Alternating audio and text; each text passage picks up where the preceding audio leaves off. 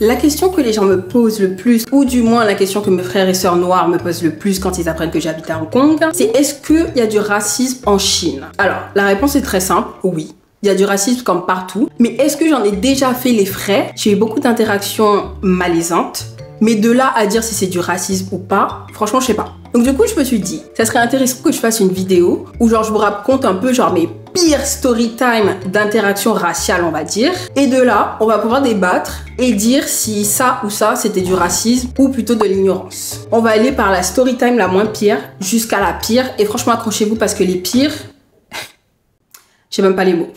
Let's go. Hello from Hong Kong, a world city like no other. Alors, petit contexte, comme j'ai dit, j'ai habité à Hong Kong et depuis l'année dernière, je fais des allers-retours entre Hong Kong et Paris. Et du coup, j'ai eu l'occasion de visiter la Chine à plusieurs reprises. Mais il faut noter que Hong Kong, c'est pas mal différent de la Chine continentale, dans le sens où Hong Kong, c'est beaucoup plus internationalisé, il y a beaucoup plus d'expatriés et d'immigrants. Donc, les Hongkongais sont un peu plus habitués à côtoyer au quotidien des étrangers. Chapitre 1. Est-ce qu'on est des bêtes de foire, en fait? Story time numéro 1. Un jour, j'étais posée sur le port de Wan Chai, un endroit où j'adore aller parce que j'adore me vider la tête là-bas.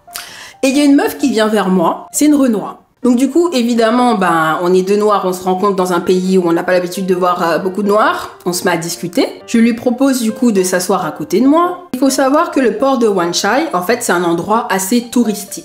Que ce soit pour les touristes de l'international, que les touristes chinois. Du coup, la meuf et moi, on discute. On voit plusieurs groupes de Chinois de Chine continentale passer devant nous. Et bien sûr, ils nous regardaient. Et en fait, pendant que la meuf et moi, on discutait, la conversation tournait à un moment donné sur comment on est traité en tant que noir en Chine. Donc moi, je lui explique qu'en gros, Hong Kong, franchement, il n'y a pas de souci à se faire à ce niveau-là. Les gens, j'ai déjà entendu des trucs que, ouais, en Chine continentale, on prend des photos, on touche tes cheveux sans ton autorisation et tout. Mais du coup, je la rassure, je lui dis, mais t'inquiète, t'auras pas ça à Hong Kong. C'est pas quelques minutes après, un groupe de Chinois passe devant nous.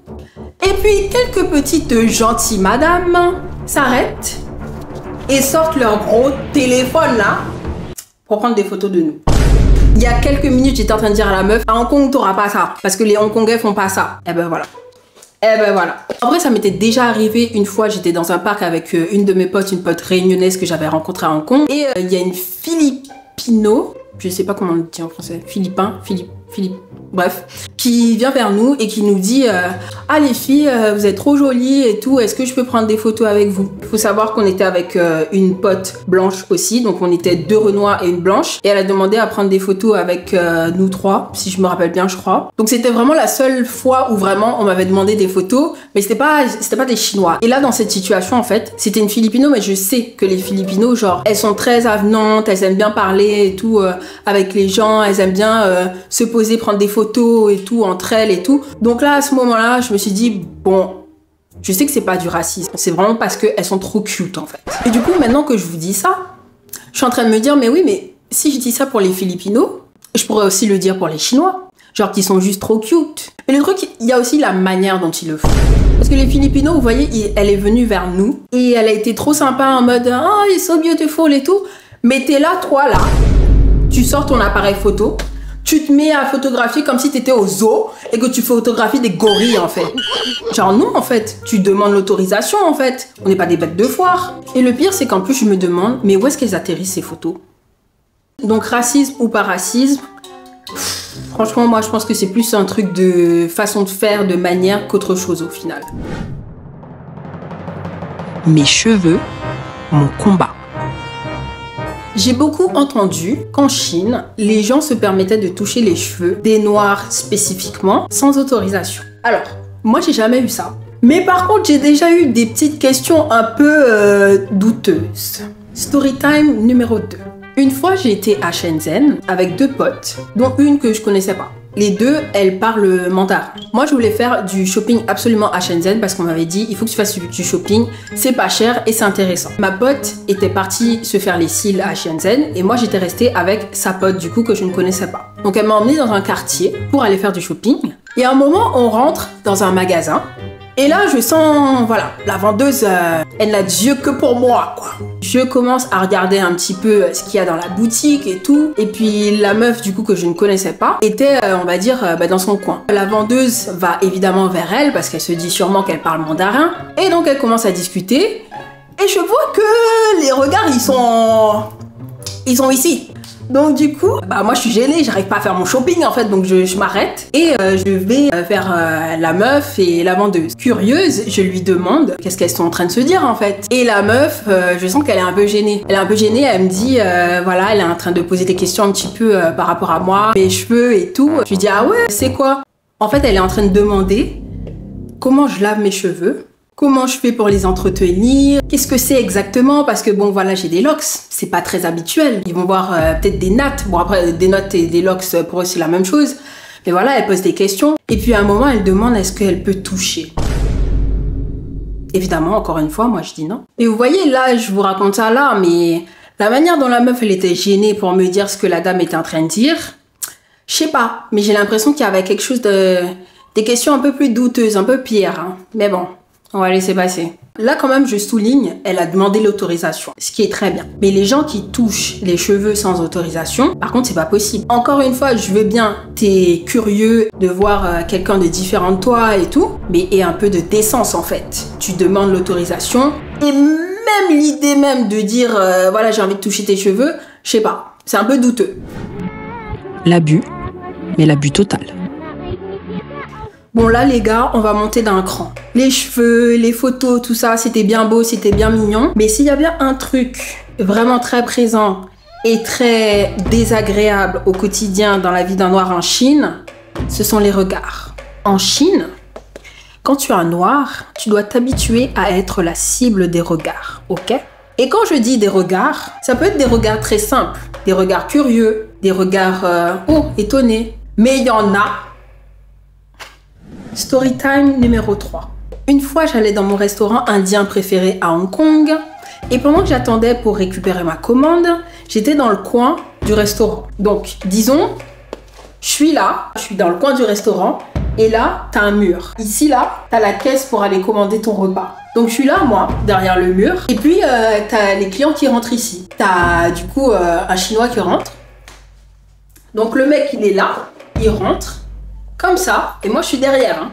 Il rentre, il tourne la tête, je me mets là pour que vous voyez bien ma tête, il tourne la tête, et c'est pas le gars, il ouvre ses yeux grands comme ça, genre en mode on dirait il avait un fantôme, genre je sais pas qu'est-ce qu'il dit, je dis wesh, mais ça va pas ou quoi? D'où tous tes yeux grands comme ça en fait, D'ailleurs, je suis pas moche, ok? Juste parce que je suis noire, là, t'es là, t'es choquée. Le pire, c'est que quelques mois après, donc Storytime numéro 4, j'ai eu un peu la même chose, où genre j'étais en train de marcher dans, je sais plus où est-ce que j'étais à TST, je crois, et j'étais en train de marcher dans la rue, et il y avait, je crois, un gardien d'immeuble ou je sais pas quoi. Je marchais dans la rue, je passe et tout, je tourne ma tête, c'est pas, je vois un mec qui me regarde, en mode, il avait son masque, hein, il avait son masque et tout, il me regarde, et puis il me regarde passer en mode comme ça.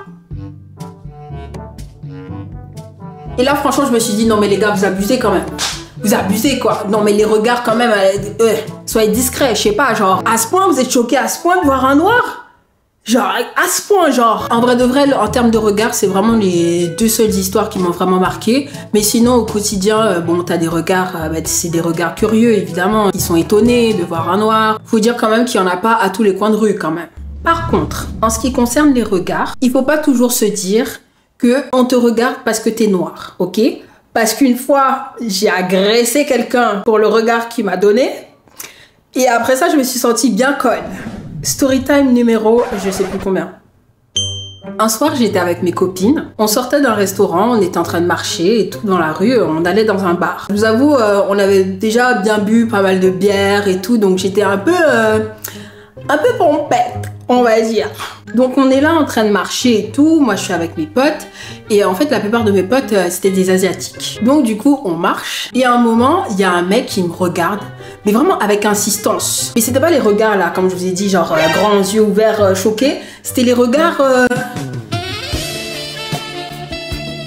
Voilà, je sais pas, mais c'était insistant. Donc moi, tipsy, pompette comme j'étais, ça m'a saoulé sur le coup, donc je me suis pas retenue. Et du coup, je lui ai dit, pourquoi tu me regardes comme ça, wesh? En anglais, bien sûr. Sans le wesh. Du coup, le mec, lui, qu'est-ce qu'il me dit? Déjà, il stoppe en mode, wow, pourquoi tu m'agresses comme ça? Et il me répond, parce que je trouve que tu es très belle. Embarrassing. Mais en fait, le mec, il a répondu de façon tellement apeurée que après je me suis sentie trop mal. J'avais envie de me cacher, je me suis dit ah putain. Parce que vraiment il a répondu because I think you're very beautiful. Genre insouciant quoi. Et moi je suis là, je la agresse et tout, je suis limite prête à lui dire baston et tout. Pourquoi tu me regardes là? Non, je vous jure, je me suis sentie trop mal. Mais du coup, morale de l'histoire, en fait, je me suis rendu compte que, au final, c'est pas toujours une question de parce que bah t'es noir, bah des fois, bah écoute, t'es une jolie personne, tu peux être un beau mec, une belle meuf, et les gens, bah en fait, ils te regardent parce que t'es beau. C'est comme en France, tu vois quelqu'un qui est beau et tout, tu vas le regarder. La personne va attirer ton regard, tu vas la regarder. Bah là, c'est la même chose. Donc voilà. Donc c'est pas forcément de l'étonnement parce qu'ils voient un noir. Des fois, c'est parce que vous êtes juste beau. Franchement, le fait d'avoir vécu, du coup, entouré de Chinois, j'ai appris quand même à comprendre leur façon d'être. Et du coup, c'est pas des gens très expressifs, très dans l'expression des émotions et tout. Donc des fois, ils peuvent regarder, genre, ils peuvent avoir des regards un peu hostiles. Mais franchement, non. Il n'y a pas forcément quelque chose derrière, mais c'est juste, bon, voilà. Voilà. Dinguerie. Un soir, j'étais dans un club avec mes potes et tout. Je suis une grosse fêtarde, moi, quand je suis à Hong Kong. Je suis là, je suis en train de danser et tout. Je suis en train d'enjoy ma vie et tout. Je me sens trop fraîche dans ma tenue et tout ce que vous voulez. À un moment, il y a un gars, il vient près de moi. Un Chinois. Il me regarde. Il y a un moment, il se rapproche. Et c'est pas, il me dit « I love your skin color ».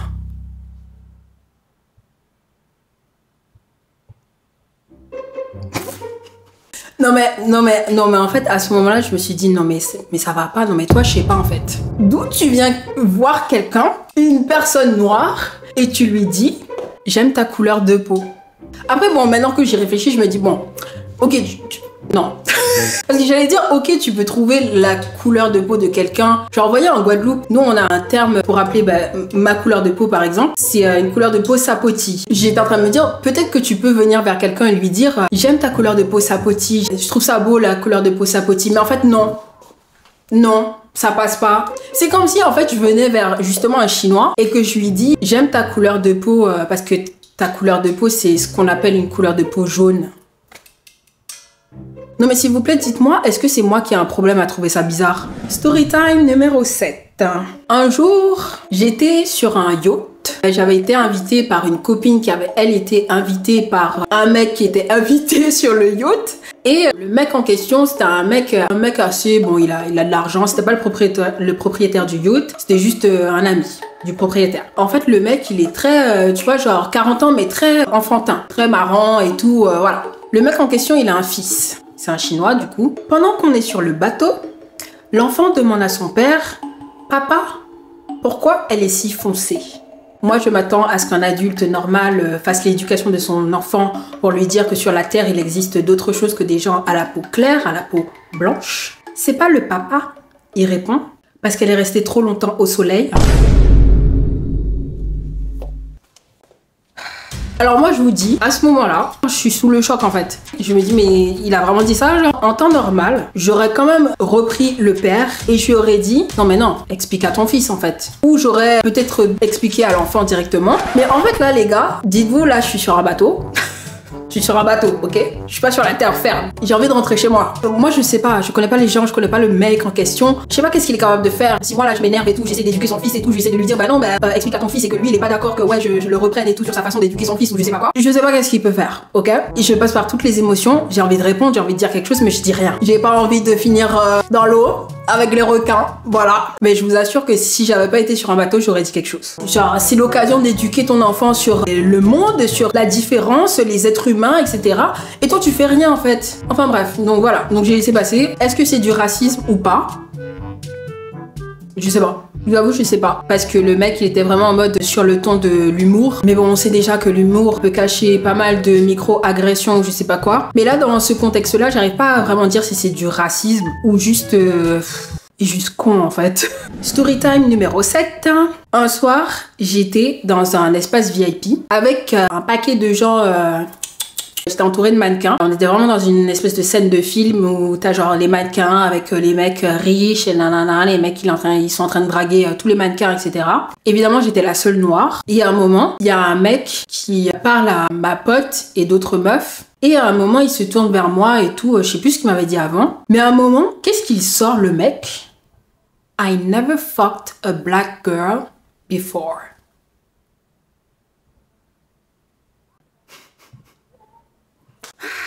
Sur le coup, je vous avoue que j'avais pas bien compris ce qu'il avait dit. Je pensais qu'en fait, il avait dit I've never been with a black girl before. Je pensais que c'était ce qu'il avait dit. En fait, c'est ma pote qui m'a dit qu'il a dit I never fucked a black girl. Et là, en fait, quand elle m'a dit ça, je me suis dit non, mais c'est une blague. Là, j'ai pris mes clics et mes claques, je suis rentrée. Je me suis dit non, mais là, c'est vraiment déplacé de ouf. Ça, encore une fois, pour moi, c'est pas forcément du racisme, mais juste un con qui dit que de la merde. Et voilà. Ensuite, dernière story time, mais vraiment, une fois, j'étais à Wan Chai. Il faut savoir que Wan Chai, une certaine partie de Wan Chai est en fait une partie réservée, on va dire, à tout ce qui est activité, d'échange. Le mot va s'afficher, ok? Et en fait, ce soir-là, j'étais en train de me balader dans Wan Chai et il s'avère que j'ai atterri dans ce coin, mal fréquenté, on va dire, entre guillemets, mais je m'étais pas rendu compte. Donc du coup, moi, je marchais parce que je voulais me vider l'esprit et tout, et il était très tard quand même, il était genre minuit, un truc comme ça, en pleine semaine en plus. En croisement de rue, il y a un mec, je le croise dans la rue, rien ne se passe à ce moment-là, mais c'est pas le mec, il se retourne, il finit par se retourner, et qu'est-ce qui me sort? How much? How much? How much what? J'ai pas dit ça évidemment, mais genre j'ai capté ce qu'il a voulu dire. Genre combien je prends pour Franchement, à ce moment-là, j'ai halluciné. Et en fait, il m'a fallu quelques minutes quand même pour me rendre compte de où est-ce que j'étais en fait. Parce que oui, justement, en fait, il y en a plein dans ce quartier. Et en fait, il a fallu que je me ressaisisse et que je me dise, mais non, c'est pas parce que tu ressembles à une... En plus, j'étais même pas maquillée ce soir-là. J'étais en jogging et tout, j'étais en schlag et tout, avec des lunettes de vue et tout. Donc, je me suis dit, non, mais calme-toi, c'est parce que t'es dans le quartier, il est minuit. Ça aurait été une autre meuf toute seule qui se balade et tout. Il aurait eu la même réaction. Ok? En tout cas, quand j'en ai parlé avec ma pote après, elle m'a dit, mais oui, c'est pour ça, t'inquiète pas. Donc voilà. Dites-moi du coup ce que vous en avez pensé de ces story time. Est-ce que vous trouvez qu'il y a eu du racisme, de l'ignorance ou je sais pas quoi? N'oubliez pas de mettre un j'aime sur cette vidéo si vous l'avez aimée. Et je vous retrouve pour la prochaine vidéo.